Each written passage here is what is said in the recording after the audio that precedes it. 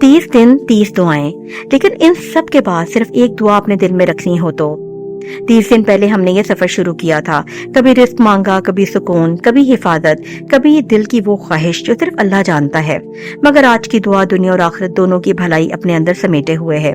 रसूलुल्लाह सल्लल्लाहु अलैहि वसल्लम ये दुआ कसरत से मांगा करते थे। रब्बना आतिना फिद दुनिया हसनतम व फिल आखिरती हसनतम वक़िना अज़ाबन नार। ए हमारे रब, हमें दुनिया में भलाई अता फरमा और आखिरत में भी भलाई, और हमें जहन्नम के अजाब से बचा।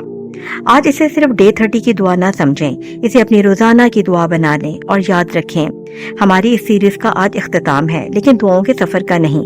इंशाअल्लाह हम एक नए खूबसूरत सफर का आगाज करेंगे अल्लाह के उन प्यारे नामों के साथ जिनके जरिए हम अपने रब को मजीद पहचानेंगे।